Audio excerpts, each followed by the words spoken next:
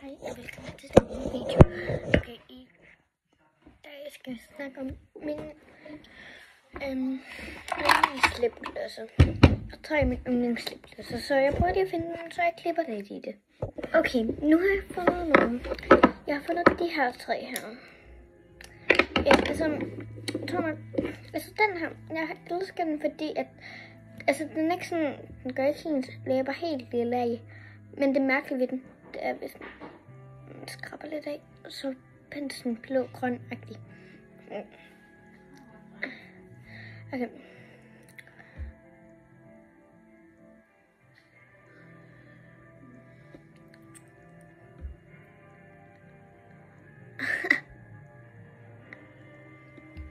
Altså, jeg kan godt lide den, fordi farven også. Så skal vi kigge på den anden, og den jeg mest kan lide af dem her.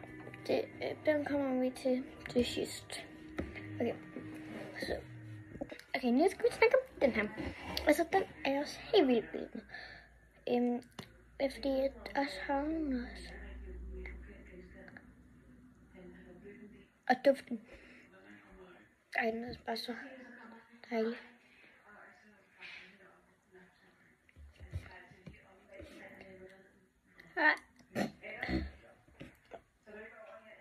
Så vil jeg lige have spist på, så klæder det helt vildt her.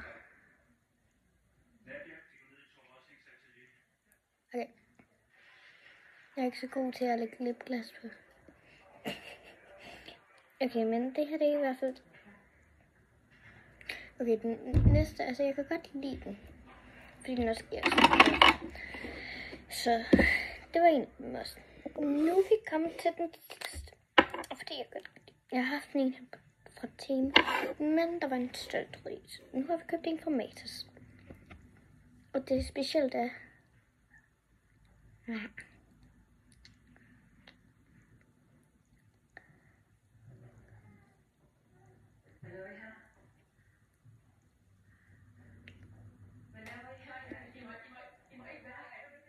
Okay, det er min mor, der ser film eller den ser. Det er fordi, den gør en læber helt vildt flotte.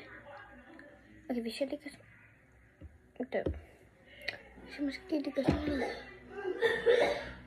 Kan I godt se den der lidt? Og måske lige her.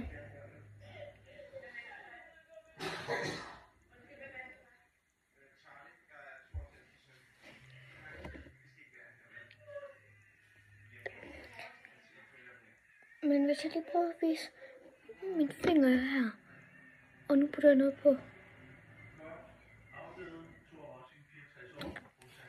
Så det er det, jeg elsker ved den. Okay. Nu har jeg faktisk lige besluttet mig for, at nu skal vi se på min yndlingsneglelak. Så jeg finder dem lige alle. Nu er der i hvert fald nogle med. Så finder de 3.